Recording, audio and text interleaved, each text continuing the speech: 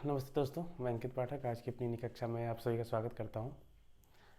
ये कोर्स हम UGC net paper 2 Hindi के लिए प्रिपेयर कर रहे हैं, जिसमें हम दिसंबर 2026 के एग्ज़ाम को टारगेट कर रहे हैं। और इस कोर्स की आज ही हमारी 8वीं कक्षा है। ये पूर्णतः रिकॉर्डेड क्लास है, अभी हम लाइव क्लास नहीं कर पा रहे हैं। तो आप कक्षा देखने के बाद जो भी आपको सुझाव देना हो, जो भी चीज़ें, अगर कुछ सुधार की चीज़ें बतानी हो तो आप मुझे कमेंट ज़रूर कीजिएगा, मैं उसका रिस्पांस ज़रूर दूंगा। तो फिलहाल आपको ये कक्षा हर रोज़ रात के 9:30 बजे इस चैनल पे उपलब्ध हो जाया करेगी। जब हम लाइव क्लास करेंगे तब भी हमारा टाइमिंग यही रहेगा, रात के 9:30 बजे। तो आज की कक्षा शुरू करते हैं। कल की कक्षा में हमने देखा था अवहट के बारे में समझा था, और फिर अवहट, अपभ्रंश और पुरानी हिंदी का जो संबंध था उसके बारे में हमने चर्चा की थी। अब हमारा जो इस पहली इकाई का जो हमारा नेक्स्ट टॉपिक है वो है आधुनिक भारतीय आर्य भाषाएं और उनका वर्गीकरण। तो इस टॉपिक को आज हम शुरू करेंगे। और जैसा कि आप देख रहे होंगे, मैंने एक इंडिया का मैप लगा रखा है इस चीज़ को समझने के लिए, क्योंकि मैं उस दिन मैप बनाने की कोशिश कर रहा था, वो मुझसे बहुत ज़्यादा अच्छे से बन नहीं पाया। तो ऐसा नहीं कि इसमें कि आपको हर चीज़ें अगर नहीं भी दिखाई दे रही हो तो मैं समझाऊंगा बस, लेकिन समझने के लिए मैप का होना आज का जो टॉपिक है हमारे लिए थोड़ा सा ज़रूरी हो जाता है। तो शुरू करते हैं आधुनिक भारतीय आर्य भाषाओं के बारे में।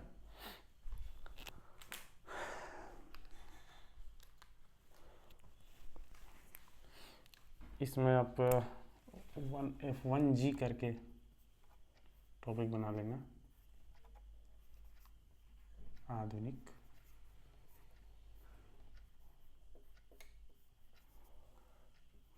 भारतीय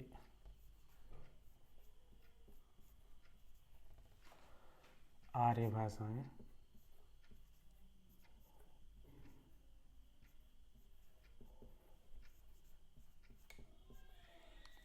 और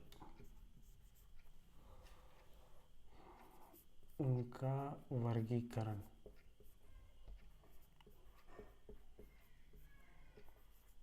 ठीक है,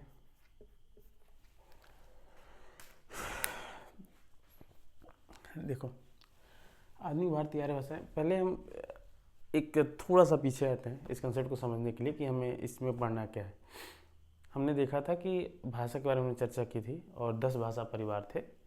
उन 10 भाषा परिवार में हमने देखा था कि जो हिंदी है वो भारोपीय परिवार की भाषा है। तो हिंदी के अलावा हमारे भारत में जितनी भी भाषाएं बोली जाती थी उनमें कितनी भाषा परिवार हो जा रही थी, वो 4 भाषा परिवार थी।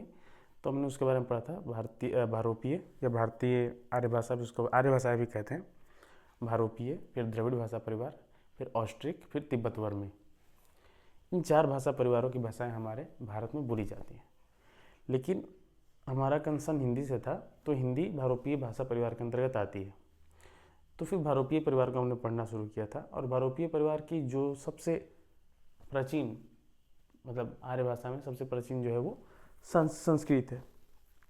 अब भारोपीय परिवार में भी हमने देखा था कि बहुत सारे वर्ग थे, जो कि इसमें एक शाखा थी भारत ईरानी शाखा, उसके बाद कुछ हिस्सा रूस और एशिया जहाँ मिलते हैं वहाँ का भी था, कुछ मध्य एशिया का भी था जिसमें ईरान वगैरह थे। तो उसमें हमारी जो भारतीय शाखा थी, भारतीय शाखा, उस भारोपीय परिवार में आर्य भाषा में जो भारतीय शाखा थी, उन शाखाओं के अंतर्गत जो भाषाएं आती हैं वो यहाँ हम भारतीय आर्य भाषा में पढ़ रहे हैं। तो वहाँ से हमने देखा था कि उसकी जो सबसे प्राचीन भाषा थी वो संस्कृत थी। संस्कृत से वो सारी भाषाएं निकली। संस्कृत से फिर पाली आई, फिर प्राकृत आई। प्राकृत आने पे बहुत अलग अलग जगहों के आधार पे 5 तरह की प्राकृत बन गई। उन प्राकृत से फिर अपभ्रंश का विकास हुआ, 5 तरह के अपभ्रंश, और फिर उन्हीं अपभ्रंश से ये आधुनिक भारतीय आर्य भाषाएं आई हैं, जो भी भारतीय आर्य भाषाएं हैं। तो एक आपको ये कंसेप्ट क्लियर हो जाना है कि हमें इसमें क्या पढ़ना है। यानी कि अगर भारतीय आर्य भाषा का मैं बात कर रहा हूँ तो आप भारतीय भाषाओं को मत ले लेना, पूरी भारतीय भाषाओं को हम नहीं देख रहे हैं, उसमें हम देख रहे हैं भारतीय आर्य भाषाओं को। यानी देखो, एक बार आप इस चीज़ से समझो, इस पर रेट ज़्यादा सही रहेगा। अगर इंडिया का आपका मैप है तो ऐसे थोड़ा सा मैप को याद रखने के लिए मान के चलो कि बीच का हिस्सा हमारा हो जाता है मध्य प्रदेश। ठीक है, ये हमारा मध्य प्रदेश हो गया। अब जो है ये मध्य प्रदेश का हिस्सा हो गया। अब यहाँ से हम मानेंगे ये हमारा हो गया उत्तर, ठीक, ये हमारा हो गया दक्षिण का भाग, ये हमारा पश्चिमी हिस्सा, ठीक है, और ये हमारा हो गया पूर्वी हिस्सा। मैप में ऐसे ही होता है, ऊपर उत्तर, नीचे दक्षिण, पूरब इधर पश्चिम। अब देखिए भारतीय आर्य भाषाएं कहाँ हैं, मैं जो चीज़ बताना चाहता हूँ, भारतीय भाषाओं का अगर बात करें तो भारतीय भाषाओं में बहुत सारी चीज़ें हो जाएंगी।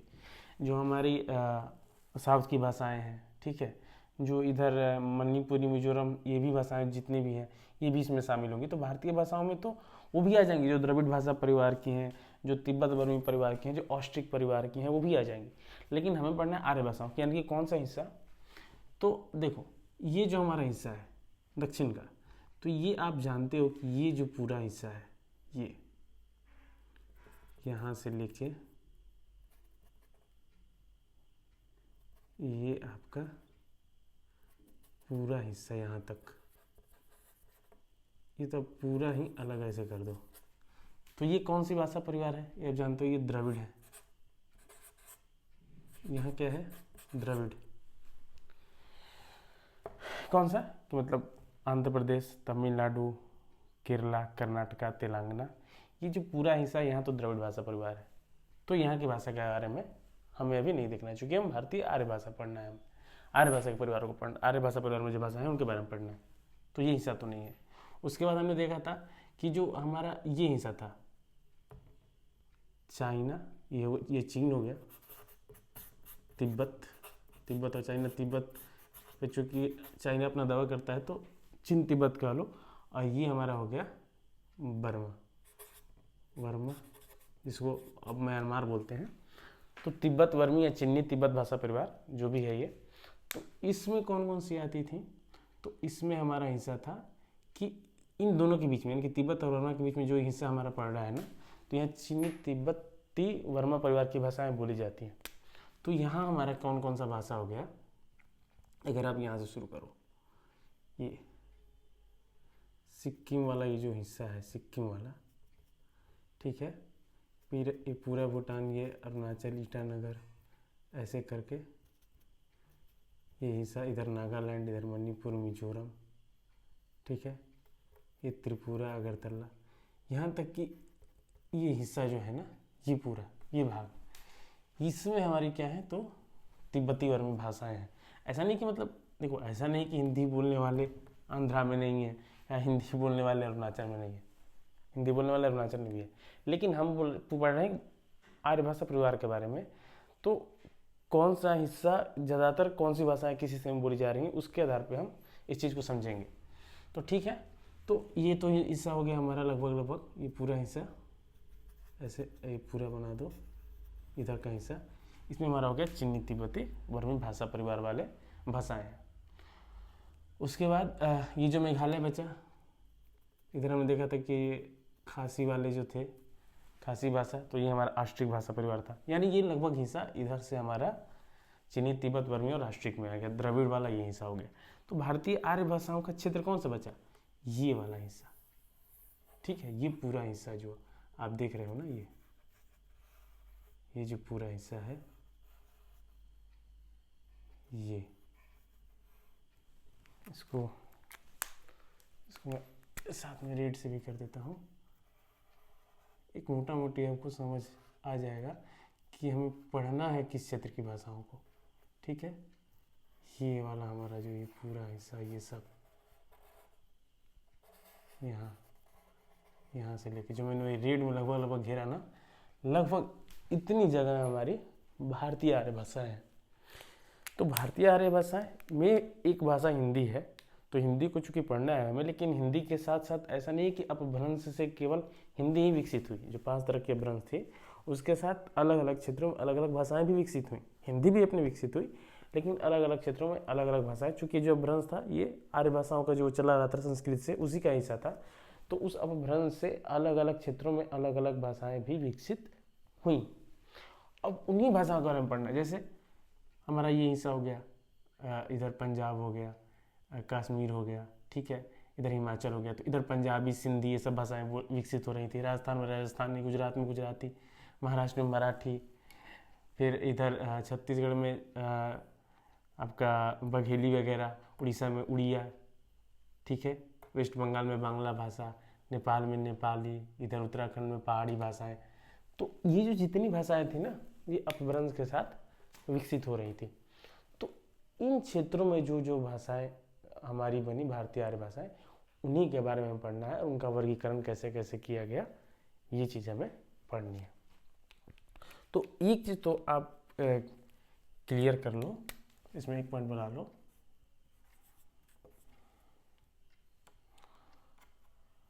कि आधुनिक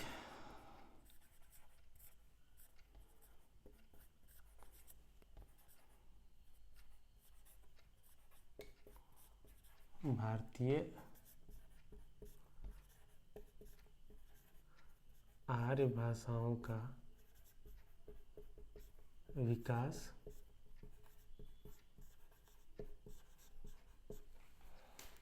अपभ्रंश से हुआ।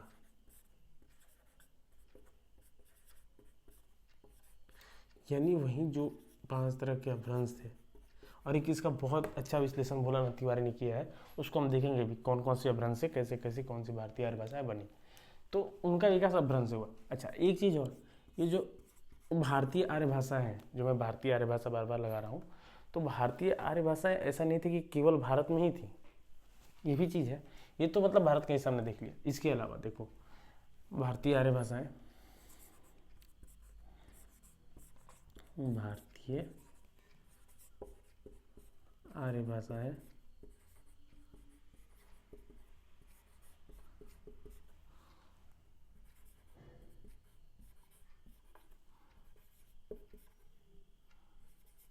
भारत के अलावा कहाँ कहाँ थी? केवल भारत में नहीं बोली जाती, पाकिस्तान में, पाकिस्तान में कौन कौन सी, तो पाकिस्तान में हो गई सिंधी जो बोली जा रही है, लहंदा, पंजाबी, ठीक है, ये आर्य भाषाएं हैं। उसके बाद नेपाल में नेपाली, ठीक है, नेपाली भाषा हमारे यहाँ भी बोली जाती है, ऐसे पंजाबी है, सिंधी लहंदा के भी कुछ बोलने वाले हमारे यहाँ हैं, लेकिन पंजाबी तो व्यापक तौर पर बोली जाती है। नेपाली, नेपाल में नेपाली भाषा, सॉरी इसको नेपाली नहीं, इसको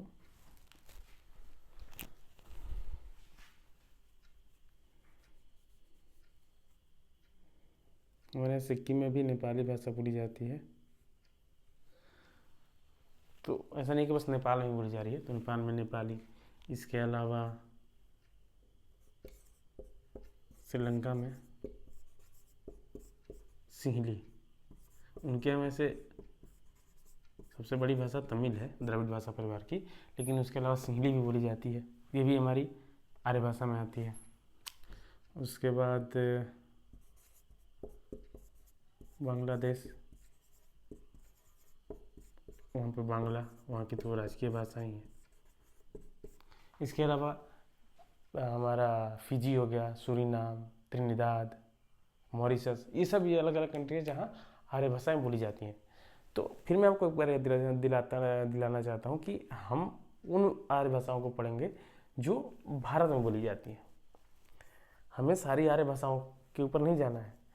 आर्य भाषाओं में तो हमारे देश के बाहर भी कुछ भाषाएं हैं जो बोली जा रही हैं, लेकिन हम उन भाषाओं का अध्ययन करेंगे, उनके बारे में चर्चा करेंगे जो भारत में बोली जाती हैं, ठीक है। तो ये तो इसका एक व्यापक दृष्टिकोण है कि भारतीय आर्य भाषाओं में कौन कौन सी भाषाएं आती हैं। तो अब देखिए आगे क्या है कि अब इन आर्य भाषाओं का अगर हमें अध्ययन करना हो तो इनके वर्गीकरण की आवश्यकता जरूर पड़ेगी कि कैसे बांट के अध्ययन करें। तो इसी के लिए बहुत सारे प्रयास किए गए, बहुत सारे विद्वानों ने अलग अलग अपने तरीके से वर्गीकरण किए। तो एक बार हम पहले उनको देखेंगे, फिर एक भोलानाथ तिवारी ने जिस अपभ्रंश से जिस आर्य भाषा का विकास हुआ उसका उन्होंने अध्ययन किया है, उसका उन्होंने एक चार्ट तैयार किया है, हम उसको भी देखेंगे। फिर हम देखेंगे जो भी ये आर्य भाषा है, मुख्य मुख्य आर्य भाषा, उन भाषाओं की कुछ विशेषताओं को हम देखेंगे और तब हमारे हिंदी की बात शुरू होगी। तो सबसे जो पहला वर्गीकरण था भारतीय आर्य भाषाओं का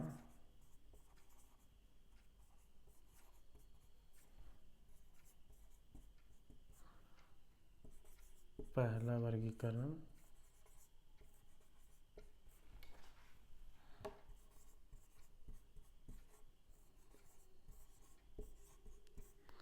हार्नेले, ये एक विद्वान थे, इन्होंने किया 1880 ईस्वी में।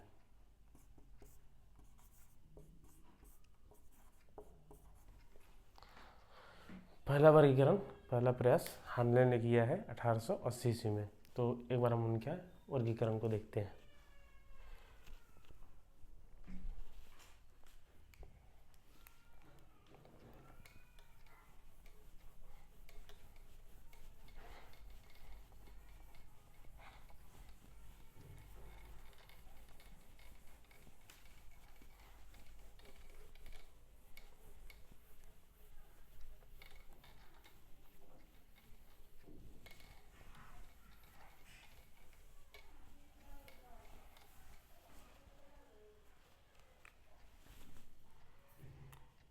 तो घाव में लिखना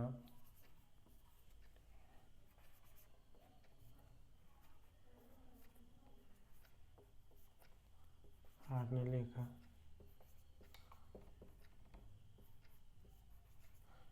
वर्गीकरण। हार्नेले ने एक नाम दिया गौडियन। गौडियन के नाम से उन्होंने उत्तरी गौडियन, दक्षिणी गौडियन, पूर्वी गौडियन और पश्चिमी गौडियन ऐसे करके 4 वर्ग बनाए इन भारतीय आर्य भाषाओं का। तो कौन कौन सा उन्होंने बनाया? पहला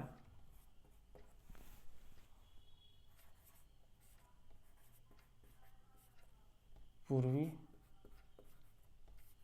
गौडियन,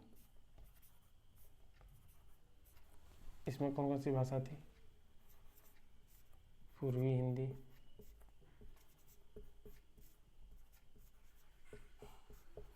बांग्ला,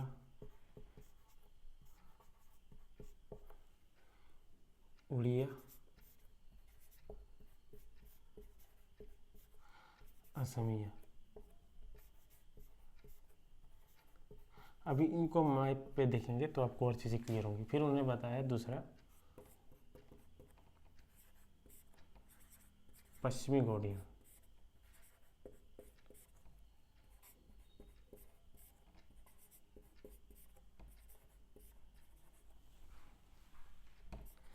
इसमें इनका था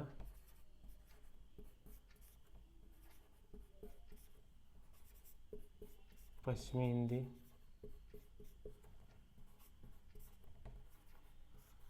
गुजराती,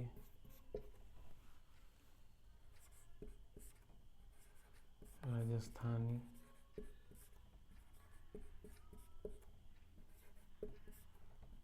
पंजाबी,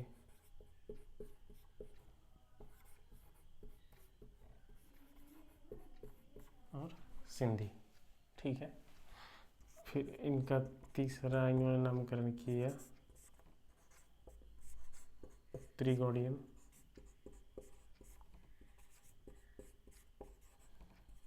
इसमें गढ़वाली, नेपाली और पहाड़ी।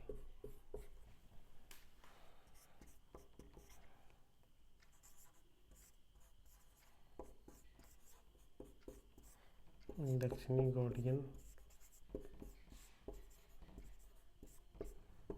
मराठी।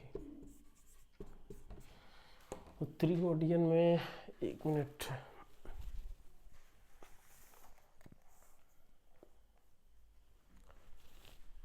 हाँ ठीक है।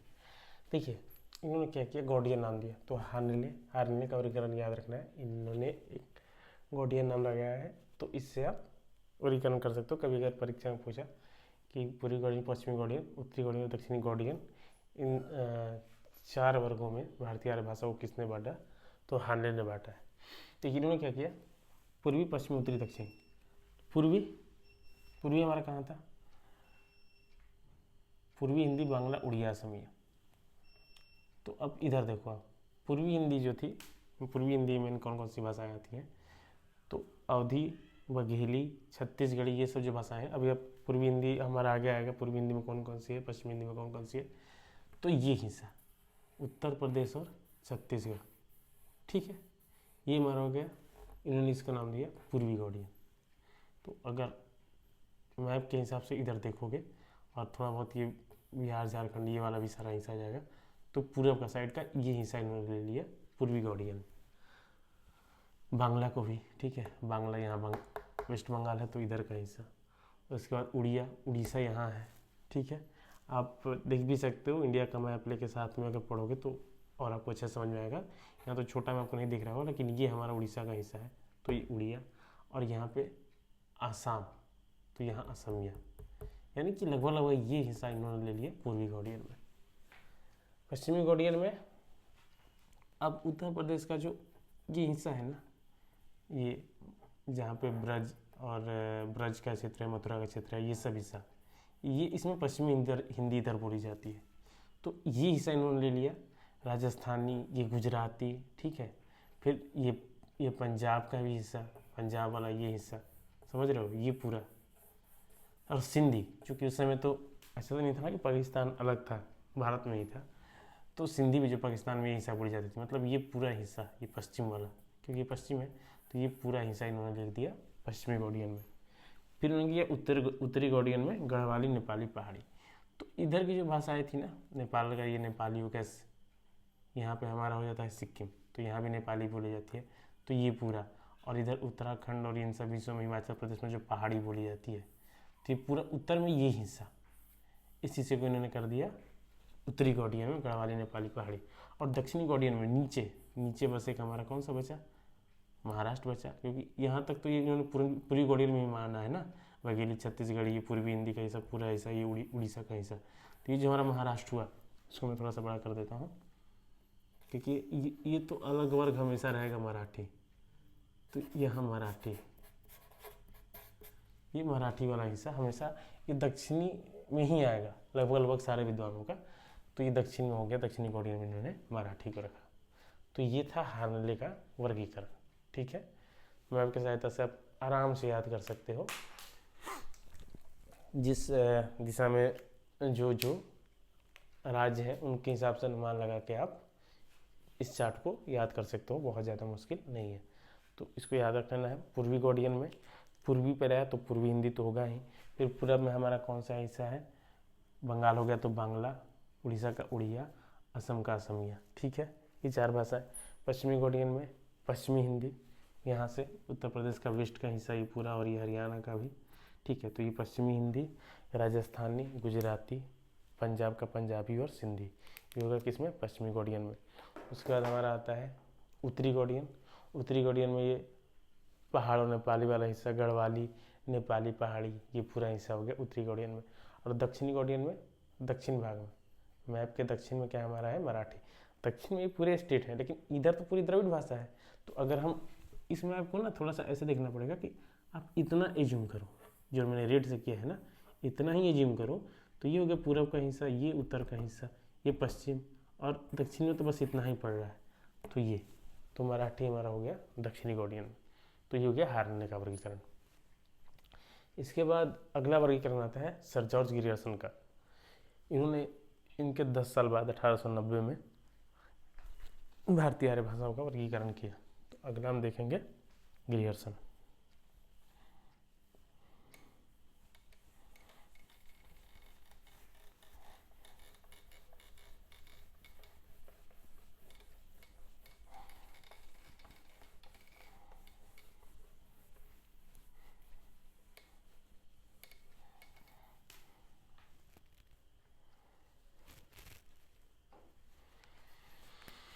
ग कर लेना आप।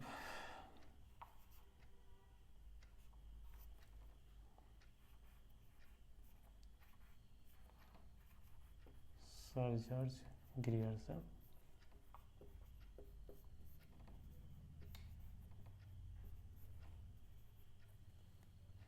सर इनके नाम क्या लगा था क्या? एक मिनट।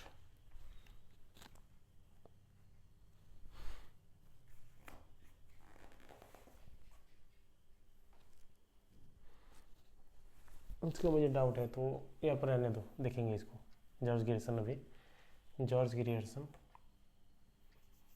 का वर्गीकरण, ठीक है।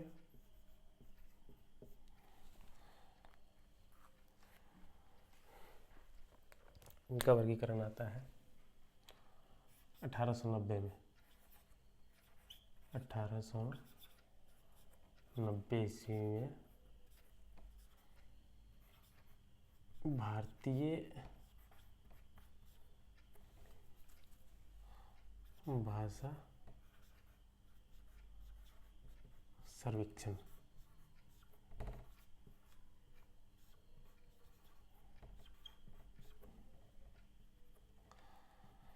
लिंग्विस्टिक सर्वे ऑफ इंडिया करके इनका आया था। 12 भागों में छपा था ये। एक मतलब पॉपुलर वर्गीकरण है, बहुत तरह से पूरी भाषाओं का अध्ययन करके इन्होंने ये वर्गीकरण निकाला था। तो इन्होंने क्या किया कि ऐसे माना कि जो भारतीय आर्य भाषा है उसमें एक बाहरी शाखा है, एक भीतरी शाखा है और एक मध्य शाखा है। ऐसे करके फिर उन्होंने इन तीनों शाखाओं में अलग अलग भाषाओं को रखा। तो इनका वर्गीकरण एक बार देखते हैं।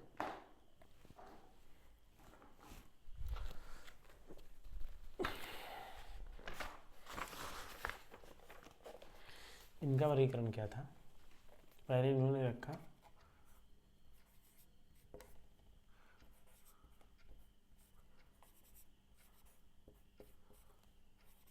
बाहरी उपशाखा, ठीक है। 3 उपशाखा बनाई इन्होंने, बाहरी, मध्य और भीतरी। बाहरी उपशाखा में फिर इन्होंने 3 वर्ग बना दिए। पहला क्या बनाया? ये अंगा से आप थोड़ा सा इसको कंफ्यूज हो जाओगे ना, इसमें आप क्या लिखो, ई करके लिखो ऐसे। बाहरी उपशाखा में इन्होंने 3 वर्ग बनाए।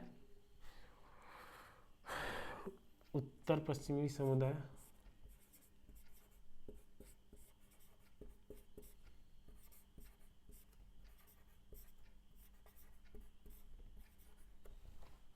फिर इन्होंने दूसरा बनाया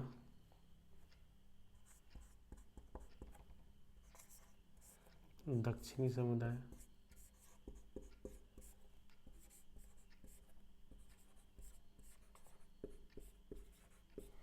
और फिर तीसरा पूर्वी समुदाय।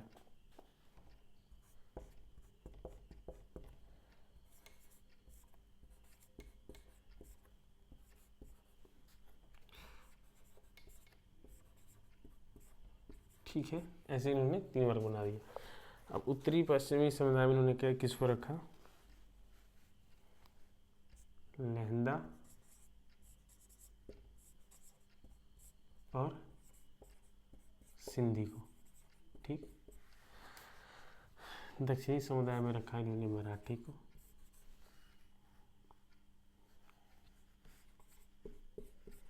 और पूर्वी में बिहारी, बांग्ला, उड़िया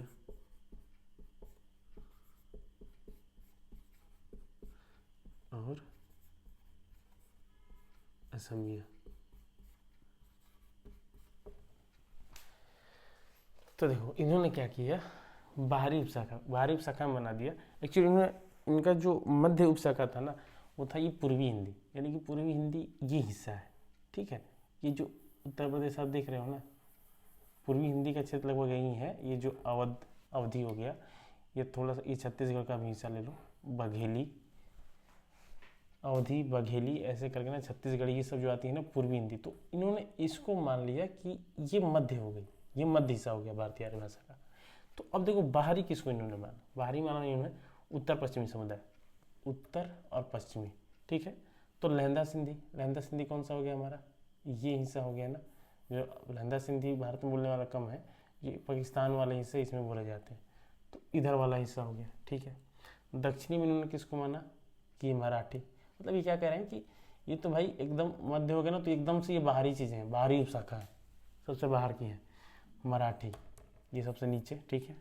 फिर पूर्वी में इन्होंने मान लिया कि अब यहाँ से एकदम ये वाली चीज़ों से हट के इधर वाली भाषाएं, यानी कि बांग्ला हो गई, यहाँ उड़िया हो गया, ठीक है, यहाँ असमिया हो गया, ठीक है, यहाँ बिहारी हो गई, तो यहाँ से एकदम हट के जो पूरब में इस साइड में है, इन सब भाषा को उन्होंने मान लिया बाहरी उपशाखा में। फिर इन्होंने एक बनाया बी, क्या बनाया, मध्य, इसको केंद्रीय भी बोलते हैं, केंद्रीय उपशाखा। इसमें इन्होंने बस रखा किसको,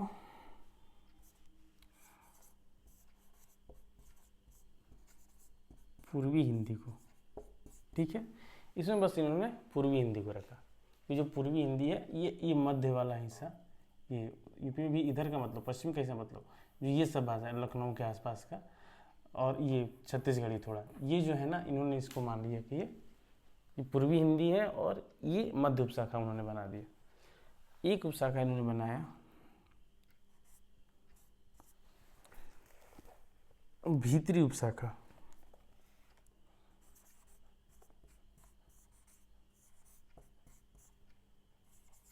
भीतरी उपशाखा। अब भीतरी उपशाखा में इन्होंने दो वर्ग कर दिए, एक तो केंद्रीय अथवा भीतरी, और एक कर दिया पहाड़ी, ठीक है। जब भीतरी शाखा को हम यहाँ से पढ़ते हैं, भीतरी उपशाखा को, इसको मैं बताता हूँ, सी है ना,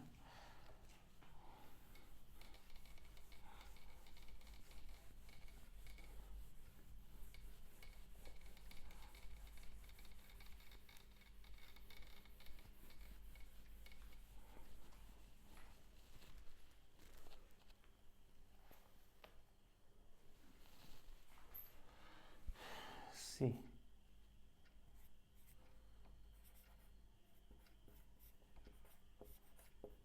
भीतरी उपशाखा। अब इसमें इन्होंने क्या कर दिया, एक बना दिया केंद्रीय समुदाय, ठीक है,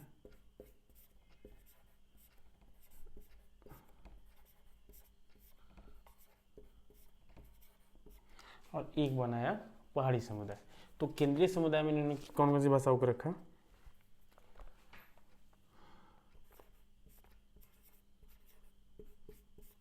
पश्चिमी हिंदी,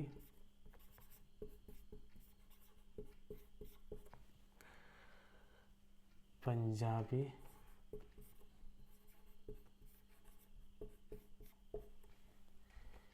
गुजराती,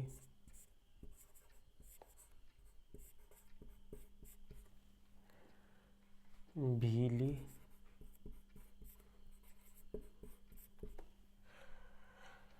खानदेशी,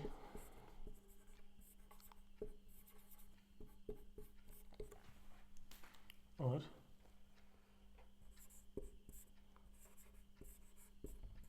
राजस्थानी। इन्होंने कहा कि अगर ये मध्य उपशाखा है, ये वाला हिस्सा, ठीक है, यूपी का ये हिस्सा, और मान के चलो ये छत्तीसगढ़ ये वाला, तो अब इसके जो बगल में है उसको इन्होंने भीतर नाम दिया, ठीक है। इनका मानना था कि ये भीतर के, ऐसे याद रखना आप कि जो मध्य हुई इसके जो जस्ट नीचे थी, इनको माना उन्होंने भीतरी। तो अब भीतरी में इन्होंने क्या किया, उसमें भी दो समुदाय बना दिए, ठीक है, उसमें भी दो समुदाय बना दिए। एकदम जो बगल वाले, मतलब जो केंद्रीय उपशाखा थी उसके बगल वाले में ये हिस्सा हो गया, और ये अगल बगल ये हिस्सा हो गया। बगल में तो ये भी है, ये जो बिहारी भाषा और ये बांग्ला, लेकिन इसको उन्होंने रख दिया था बाहरी में। तो बगल में बस ये मतलब उत्तर के साइड में और इसके पश्चिम के साइड में। तो भीतरी उपशाखा में उन्होंने दो उपशाखा बना दी, एक तो केंद्रीय बना दिया और एक पहाड़ी बना दिया, ठीक है। केंद्रीय में किसको किसको रखा, पश्चिमी हिंदी, मतलब उत्तर प्रदेश का ये हिस्सा, मथुरा ब्रज वाला, ठीक है। पंजाबी यहाँ का, ठीक है। गुजराती, राजस्थानी, यही भीली खानदेशी, मतलब मोटा मोटी ये मान के चलो आप कि ये वाला हिस्सा, इतना जो हिस्सा था इन्होंने रख दिया किसमें, भीतरी उपशाखा के केंद्रीय समुदाय में, कि भीतरी उपशाखा की केंद्रीय समुदाय है, इतना हिस्सा। और अब जो बाकी भाषाएं बची पहाड़ वाली, उसको उन्होंने रख दिया, दूसरे को रख दिया पहाड़ी समुदाय में।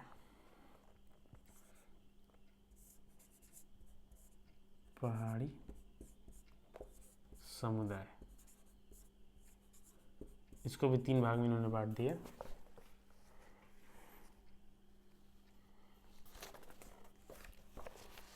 कौन कौन सा? पूर्वी पहाड़ी, या इसको नेपाली बोला, ठीक है।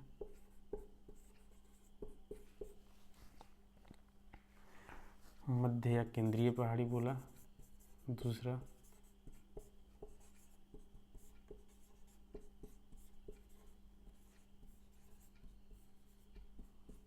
और उसके बाद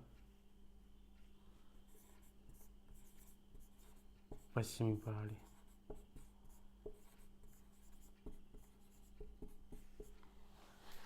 यानी कि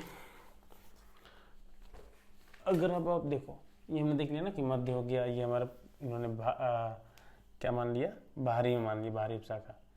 और भीतरी उपशाखा में ये सब हिस्सा इन्होंने मान लिया किसका, केंद्रीय समुदाय का। तो ये पूरा हिस्सा ढक गया, ये हमारा पूरा कवर हो गया।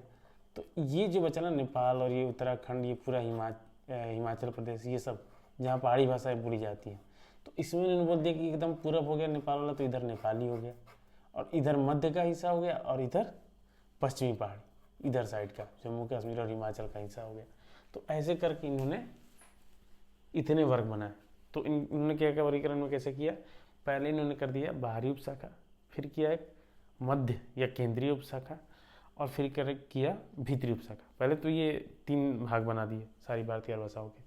अब बाहरी उपभाषा, बाहरी जो उपशाखा थी उसमें उन्होंने कर दिया पूर्वी हिंदी को, जहाँ नहीं 3 वर्ग उसमें ही बना दिए इन्होंने, 3 वर्ग उसमें बनाए, उत्तरी पश्चिमी समुदाय, दक्षिणी समुदाय और पूर्वी समुदाय।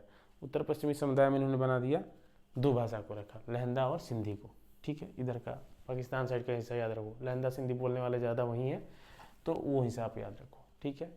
उसके बाद हमारा दूसरा था दक्षिणी समुदाय, मराठी वाला, एकदम दक्षिण में, और पूर्वी समुदाय में इधर की भाषा, बिहारी, बांग्ला, उड़िया, असमिया, ये सब, ठीक है।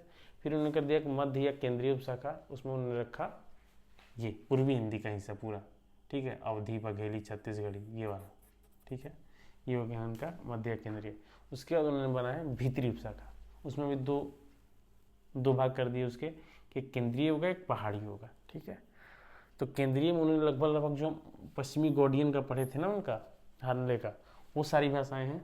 और पहाड़ी समुदाय में पहाड़ी भाषाएं, उनका नाम उन्होंने क्या कर दिया, पूर्वी पहाड़ी, मध्य पहाड़ी और पश्चिमी पहाड़ी। तो ये जो नाम इन्होंने दिए हैं ना, तो इसको याद रखना जरूरी है। तो इस तरह से, और थोड़ा सा मैप आप सामने रखोगे ना, तो चीज़ें जल्दी आसानी से याद होंगी। या दिमाग में भी अगर आपका मैप है कि हाँ पश्चिम में ये, पूर्व में ये, तो इस चीज़ को आप याद कर सकते हो। तो ये हो गया हमारा जॉर्ज गैरिसन का वर्गीकरण। थोड़ा सा कॉम्प्लेक्स है, कुछ ज़्यादा ही भाषाओं को इन्होंने इसमें शामिल किया है, लगभग 17 भाषा का उल्लेख करते हैं ये, तो थोड़ा सा तो है कॉम्प्लेक्स, लेकिन 1-2 बार आप पढ़ोगे तो ये चीज़ याद हो जाएगी। तो ये हमारा हो गया जॉर्ज ग्रियर्सन का वर्गीकरण।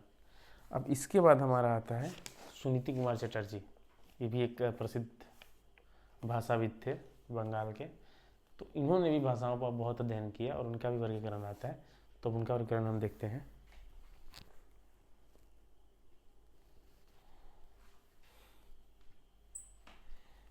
हो गया ना, अच्छा।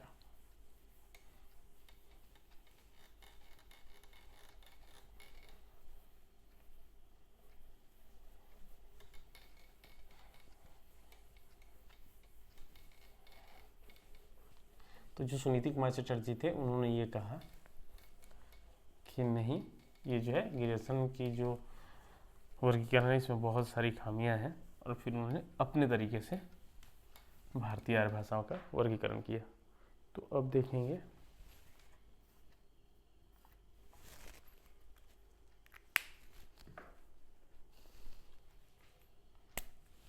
में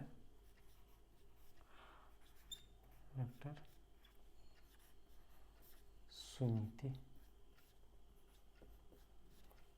कुमार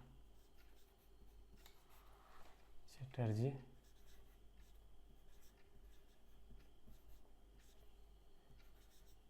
का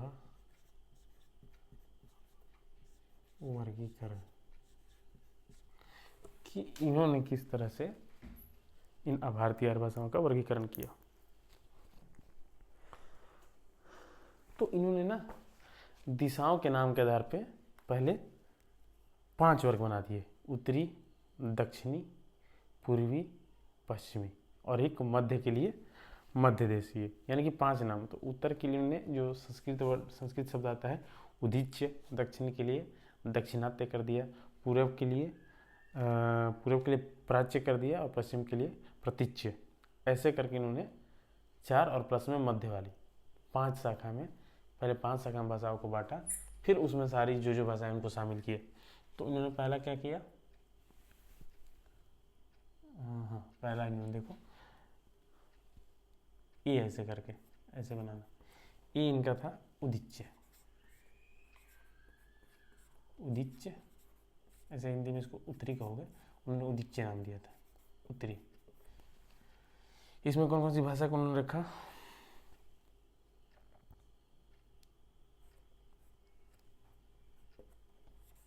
सिंधी।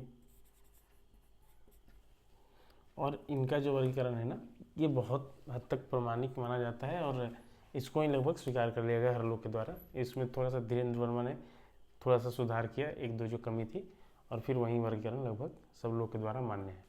तो सिंधी, दूसरा लहंदा,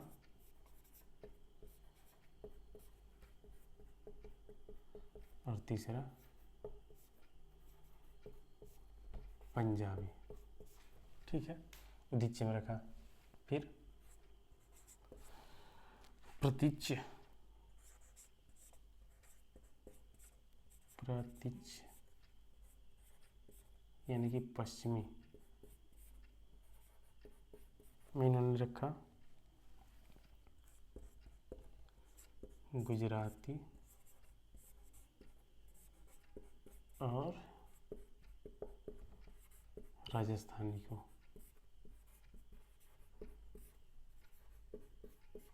ठीक है, फिर मध्य देशीय,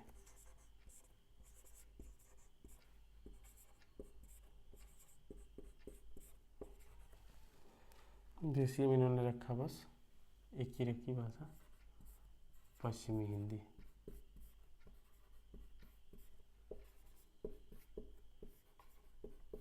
ठीक है, उसके बाद प्राच्य, प्राच्य यानी कि पूर्वी में इन्होंने रखा, पहले वर्ग में कर दिया पूर्वी हिंदी,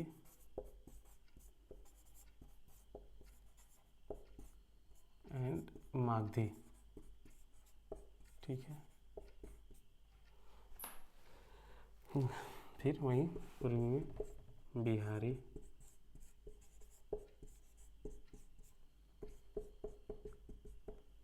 बांग्ला,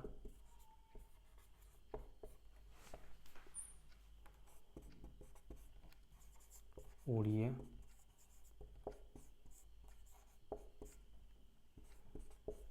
असमिया।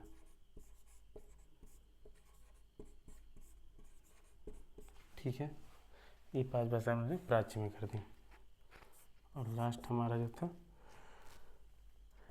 दक्षिणात्य,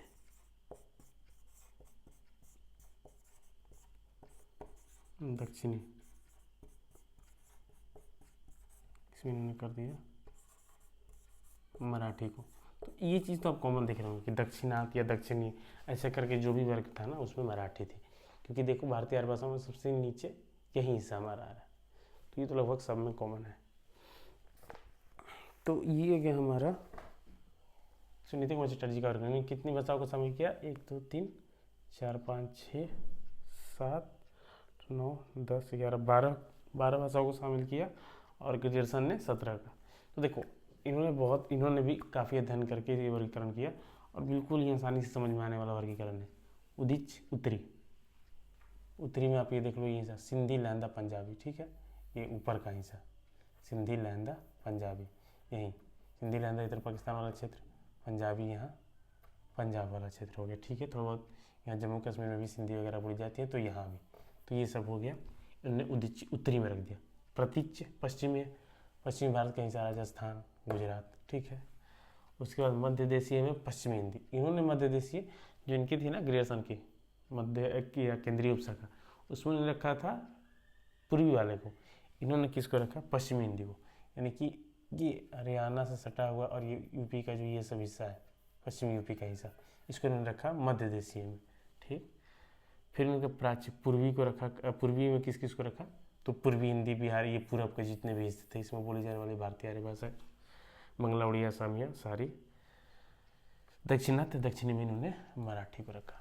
तो बहुत ज़्यादा जटिल नहीं है ग्रेजुएशन की तरह, अगर एक दो बार प्रैक्टिस करेंगे तो ये याद कर सकते हैं। तो इन्होंने पहले 5 वर्ग बनाए, फिर 5 वर्ग के अंतर्गत अलग अलग भाषाएं रखी सुनीति कुमार चटर्जी ने।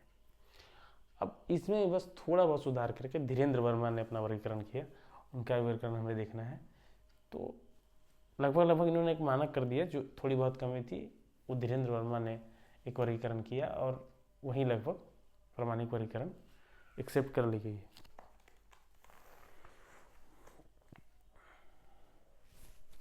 तो उन्होंने इसमें ज़्यादा चेंजेस नहीं किए हैं, यहाँ मैं इसी में लिख देता हूँ, इसको छाप कर देना।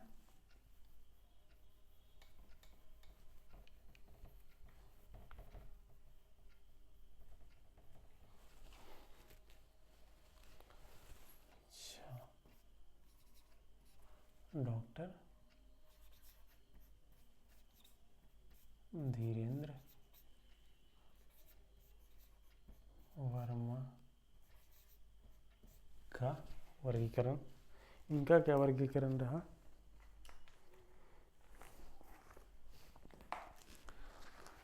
तो उद्दीच्य में तो इन्होंने भी यही रखा सिंधी लहंदा पंजाबी, ठीक सेम। प्रतीच्य में इन्होंने रखा पश्चिमी में बस गुजराती को, राजस्थानी को इन्होंने प्रतीच्य में नहीं रखा, ठीक।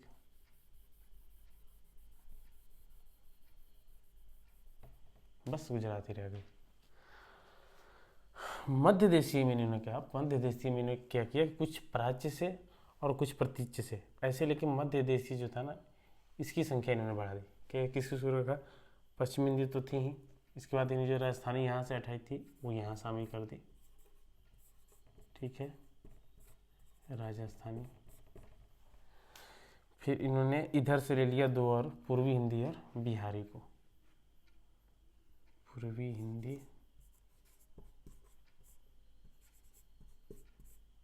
और बिहारी, यानी कि मध्य देशी में जो सुनीति कुमार चटर्जी की ने एक पश्चिमी हिंदी का रखा था, इसमें उन्होंने क्या किया कि प्रतीच्य से राजस्थानी को हटा के और पूर्वी से पूर्वी हिंदी और बिहारी को हटा के इसमें ले लिया, ठीक है। तो यहाँ से आपका प्राच्य में यानी कि पूर्वी में ये पूर्वी हिंदी और बिहारी हट गई। तो इसमें कौन कौन सा बच गया फिर? बांग्ला उड़िया और असमिया, ठीक है। इसमें बच गई 3 भाषाएं,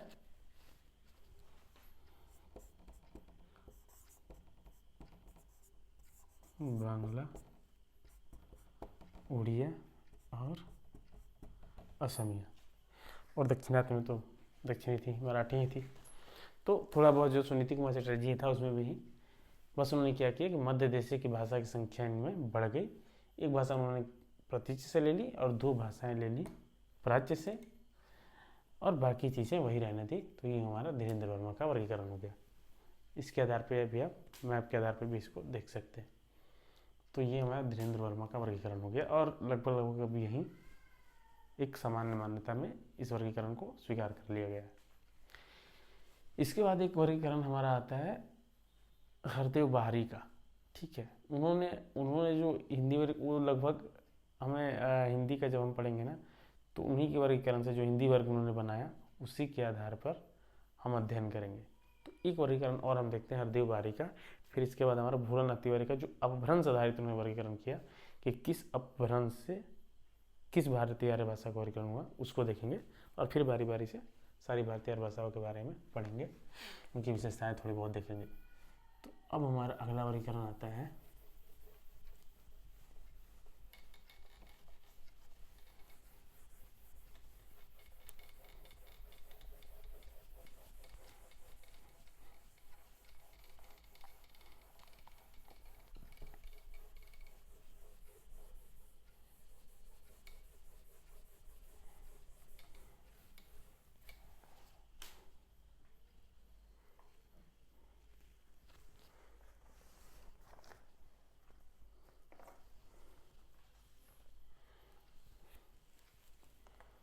जय बना लेना आप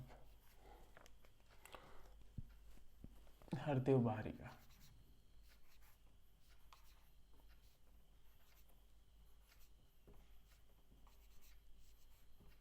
हरदेव बाहरी का वर्गीकरण। ठीक है,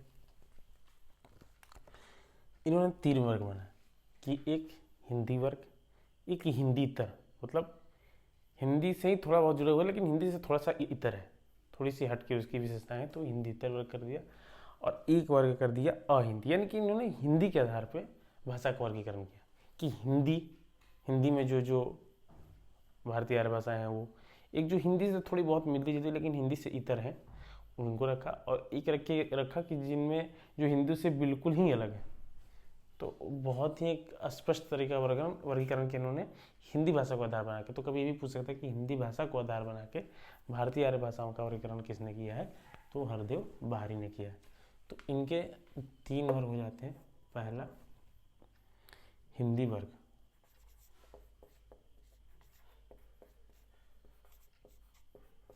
हिंदी वर्ग में इन्होंने रखा किस किस को, मध्य पहाड़ी, ठीक है,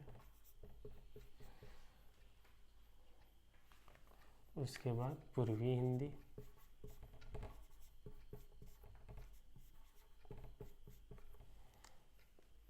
पश्चिमी हिंदी,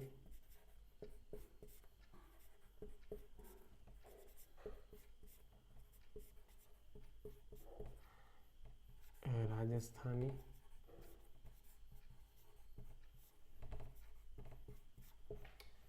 बिहारी,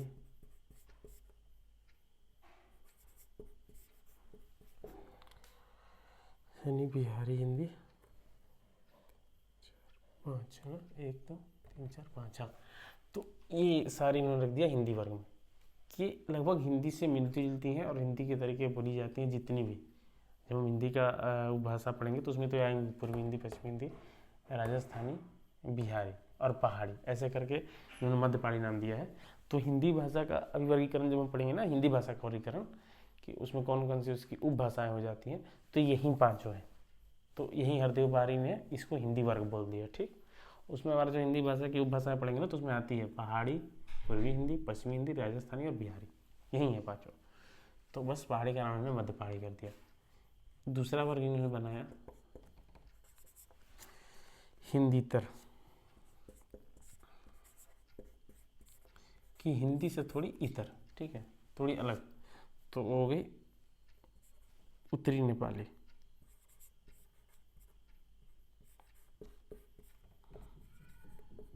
उत्तरी नेपाली, ठीक है। और तीसरा इन्होंने बना दिया अहिंदी वर्ग।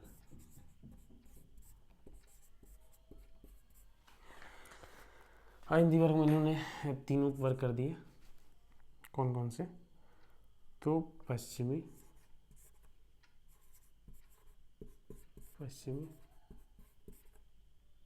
ठीक है, उसके बाद दक्षिणी, और तीसरा पूर्वी। ठीक है, तो पश्चिमी में किस लिख कर रखा, तो पंजाबी, सिंधी और गुजराती। पंजाबी, सिंधी, गुजराती। ठीक है, ये 3 रखे उन्होंने पश्चिमी में। दक्षिणी में हमेशा कौन सी आ रही है, अब तो याद भी हो गया होगा, मराठी तो है यहाँ ही है। एक इन्होंने सिंहली भाषा को भी रखा, जो हमने देखा था ना कि श्रीलंका में बोली जाती है, तो इन्होंने इसको भी ले लिया है भारतीय आर्य भाषाओं के अंतर्गत। हालांकि श्रीलंका में सिंहली ज़्यादा बोली जाती है, तो इसको भी इन्होंने दक्षिणी हिस्से में है, तो इसको सिंहली को ले लिया। ये हमारा दक्षिणी भाग हो गया, श्रीलंका यहाँ है, तो यहाँ की एक बोली जाने भाषा है सिंहली, तो ये हो गया। और पूर्वी में इन्होंने ले लिया उड़िया, बांग्ला और असमिया।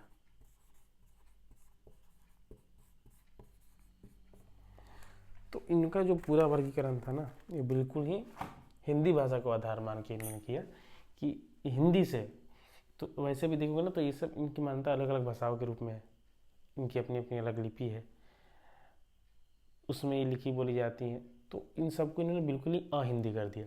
जो हिंदी से रिलेटेड है, हिंदी से मिलती जुलती सारी, एक तरह से हिंदी की जो उपभाषाएं हैं उसको हिंदी वर्ग में रख दिया, और हिंदी से हट के, लेकिन बहुत ज़्यादा हट के नहीं, तो उत्तरी नेपाली को उन्होंने हिंदी तरह में रख दिया।